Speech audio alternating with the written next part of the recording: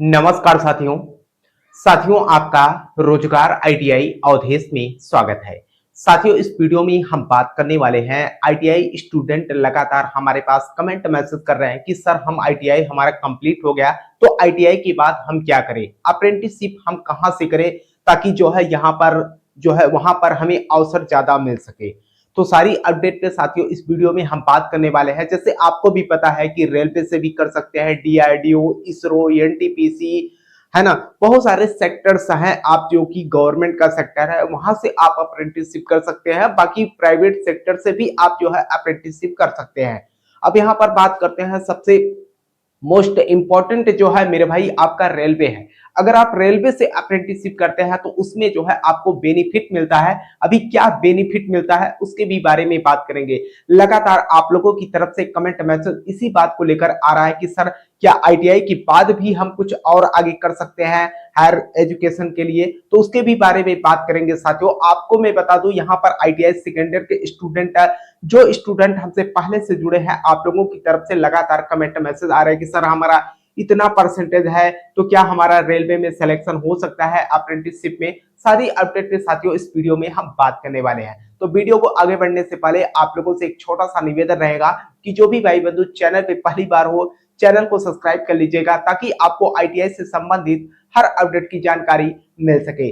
अब यहाँ पर बात करते हैं साथियों, जैसे कि आपको भी पता है कि रेलवे या डीआरडीओ या इसरो की मैं बात करता हूं तो ये सारे जो है आपके क्या गवर्नमेंट सेक्टर है। अब यहाँ पर जो है बराबर अप्रेंटिसशिप की जो है भर्ती निकाली जाती है और हर वर्ष यहाँ पर अगर आप बात करोगे स्टूडेंट ज्यादा से ज्यादा यहाँ से अप्रेंटिसशिप करते हैं क्योंकि यहाँ से जो है आपको बेनिफिट मिलता है। अब यहाँ पर बात आती है कि जैसे कि आपको भी पता है कि अगर मैं यहाँ पर रेलवे की बात करता हूं तो रेलवे में जो अप्रेंटिसशिप की वैकेंसी जारी की जाती है ये मेरिट बेस पे होता है, जो कि मैंने आपको स्टार्टिंग में ही बोला था। अगर मैं अपने ही कॉलेज की बात करूं साथियों तो अगले वर्ष हमारे ही कॉलेज के स्टूडेंट करीब 25 से 30 स्टूडेंट जो है रेलवे में जो है उनका अप्रेंटिसशिप अभी चल रहा है और बहुत सारे स्टूडेंट तो कर चुके हैं। क्योंकि आपको मैं बता दूं, चाहे आप जिस भी कॉलेज से पढ़ाई करते हो, अगर आपको सही तरीके से गाइड कर दिया जाए या बता दिया जाए कि आपको आईटीआई करने के बाद जो है आगे क्या करना है। देखिए मैंने आपसे बोला भी था जो हमारे यहाँ के आईटीआई के छात्र कर रहे हैं उनको एक दिन मैं आप सोच रहा हूं कि जब कभी भी छुट्टी पे आएंगे तो आपसे मैं मिला भी दूंगा। अब यहाँ पर बात आती है कि हमारा कैसे यहाँ पर जो है अप्रेंटिसशिप में सिलेक्शन हो जाएगा। क्योंकि देखिए आपकी हाई स्कूल और प्लस आईटीआई पे डिपेंड करता है, आपकी जो मेरिट होगा उसी बेस पे जो है आपका यहाँ पर सिलेक्शन होगा। क्योंकि मैंने आपको पहले भी बोला था कि जब आप आईटीआई कर रहे हैं तो आप कोशिश कीजिए कि आपकी मेरिट थोड़ा सा ठीक ठाक हो, क्योंकि अगर आप मेरिट ठीक ठाक नहीं है तो आपका अप्रेंटिसशिप अगर आप जो रेलवे से सोच रहे हैं तो आप नहीं कर पाएंगे, क्योंकि थोड़ा सा मेरिट जो है यहाँ पर हाई लेवल का होता है। लेकिन उससे भी बचने का एक उपाय है, मैं आपको भी बता देता हूं। जैसे होता क्या है कि जैसे मान के चलिए रेलवे से कोई स्टूडेंट है, जैसे अभी हाल ही में वर्तमान समय की स्थिति की मैं बात करूं, अगर रेलवे अप्रेंटिसशिप की कोई भी वैकेंसी अगर मान के चलिए जारी करता है तो इसमें अभी स्टूडेंट पास हुए हैं और सभी स्टूडेंट पूरे ऑल इंडिया के स्टूडेंट मेरे भाई अप्रेंटिसशिप में फॉर्म अप्लाई करते हैं। अब यहाँ पर बात होती है कि जब भी रेलवे अप्रेंटिसशिप की मेरिट लिस्ट जारी करती है, इसमें जो है स्वाभाविक सी बात है कि जो हाई मेरिट वाले स्टूडेंट है सबसे पहले तो उन्हीं का सिलेक्शन होगा। उसके बाद दूसरी बार या तीसरी बार चौथी बार साल में अगर आप बात करोगे तो करीब करीब अगर देखा जाए तो 15 से 20 जो है वैकेंसी रेलवे अलग अलग जोन में जो है जारी करती रहती है, जो कि मैं आपको वीडियो के माध्यम से बताता भी रहता हूं कि हाँ इस जोन में आया हुआ है, आप यहां से फॉर्म अप्लाई कर लीजिए। तो ऐसे में क्या होता है कि जब स्टूडेंट जो हाई मेरिट वाले हैं उनका पहले लिस्ट में हो जाता है, दूसरे लिस्ट में उससे लो मेरिट वाले का होता है। कुछ स्टूडेंट ऐसे भी बच जाते हैं जो कि दूर होने के कारण नहीं जाते, चलिए नेक्स्ट अप्रेंटिसशिप की भर्ती आएगी तो उसमें हम अप्लाई करते हैं। तो ऐसे में आपसे कहना चाहूंगा कि कंटिन्यू आपको फॉर्म अप्लाई करते रहना है। ऐसा नहीं है कि एक बार नहीं हुआ, दो बार नहीं हुआ तो आप यहीं पर ब्रेक कर दीजिए। क्योंकि देखिए पहले और दूसरे राउंड में तो जो है आपके हाई मेरिट वाले जो स्टूडेंट होते हैं उन्हीं का होता है। अभी मैं आपको बता दूं हमारे ही कॉलेज के स्टूडेंट थे, उनका जो है 88% रिजल्ट था आईटीआई में और उनका 67 जो है हाई स्कूल में था। तो ऐसे में आपको भी पता है कि एवरेज परसेंटेज जो है जारी करती है रेलवे अप्रेंटिसशिप के लिए।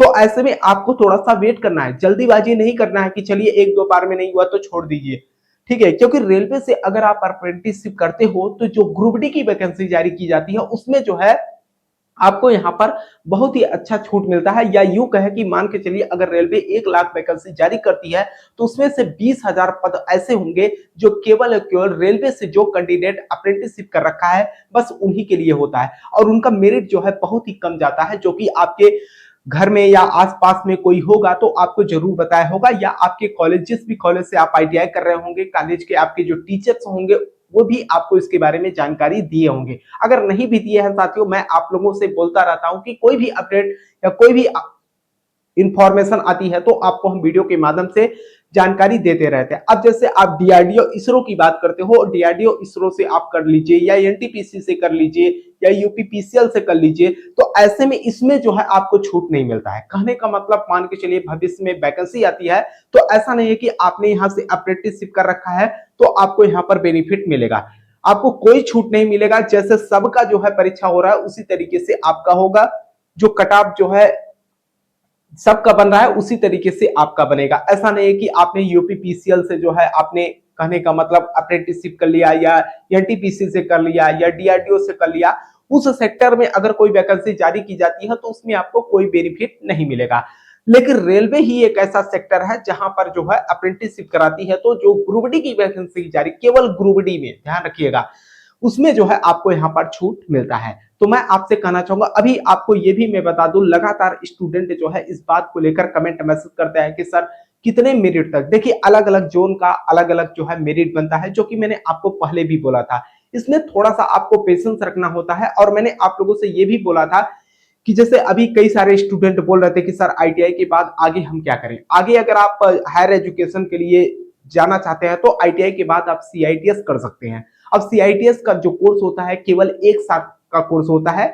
सीआईटीएस करने के बाद जो है अगर आपने आईटीआई किया है तो आपको जो है 3 साल का एक्सपीरियंस चाहिए, ठीक है। अगर आप पॉलिटेक्निक कर रखे हैं उसके बाद सीआईटीएस करते हैं तो आपको 2 साल का एक्सपीरियंस चाहिए। अगर आपने बीटेक कर रखा है उसके बाद सीआईटीएस करते हैं तो आपको यहाँ पर 1 साल का एक्सपीरियंस चाहिए। कहने का मतलब अगर आप बात करोगे ओवरऑल अगर देखा जाए तो आईटीआई से लेकर जो आपकी अप्रेंटिसशिप है सब कुछ मिलाकर 6 साल का आपके पास क्या अनुभव होना चाहिए टेक्निकल कोर्स का। कहने का मतलब आपने 2 साल आईटीआई में बिताया है ना, उसके बाद आपने 1 साल जो है यहाँ पर सीआईटीएस में बिताया, उसके बाद 3 साल का आपको यहाँ पर अप्रेंटिसशिप के लिए बोल दिया जा रहा है। लेकिन अगर आप यहीं पर आईटीआई जो है आप पॉलिटेक्निक वाले कोर्स में आते हैं, क्योंकि पॉलिटेक्निक आपका 3 साल का कोर्स होता है, 3 साल का कोर्स हो गया, 1 साल का आपका सीआईटीएस हो गया, और प्लस यहाँ पर 2 साल का आपसे क्या मांग लिया गया, एक्सपीरियंस मांग लिया गया, तो एक टोटल आपके 6 हो गए। उसके बाद अगर मैं यहाँ पर बीटेक की बात करता हूं तो आपको भी पता है कि बीटेक जो है आपका 4 साल का होता है। 4 साल के बाद आपने मान के चलिए 1 साल का सीआईटीएस आपने किया, टोटल आपका 5 साल हो गया। 1 साल का आपसे यहाँ पर एक्सपीरियंस मांगा जाता है। तो कहने का मतलब सीआईटीएस करने के बाद जो है आप लोग गवर्नमेंट कॉलेज में जो आईटीआई होता है वहां पर आप टीचर बन सकते हैं। वैकेंसी जारी की जाती है और हर प्रदेश में मेरे भाई वैकेंसी जारी की जाती है, ऐसा नहीं है, ठीक है। तो मैं आप लोगों से कहना चाहूंगा, देखिए अगर आपको कोई इस बात को लेकर कोई कंफ्यूजन हो तो आप नीचे कमेंट बॉक्स में कमेंट कर दीजिएगा ताकि मैं आप लोगों की हेल्प कर सकूं। बाकी साथियों आप लोगों को पता ही है कि हर तरीके से आप लोगों की मैं हेल्प करता रहता हूं। काफी स्टूडेंट इस बात को लेकर कमेंट मैसेज कर रहे थे तो हमने सोचा कि आपको वीडियो के माध्यम से प्रॉपर रूप से जानकारी दे दे। और साथियों आपसे छोटा सा निवेदन रहेगा, देखिए आप लोगों के लिए इतना मेहनत करता हूं और आप लोग भी काफी सपोर्ट करते हो, तो चैनल पे पहली बार हो तो चैनल को जरूर सब्सक्राइब करना ताकि आपको आईटीआई से संबंधित हर अपडेट की जानकारी मिल सके। तब तक के लिए साथियों आपसे मिलते हैं नेक्स्ट वीडियो में, तब तक के लिए जय हिंद जय भारत।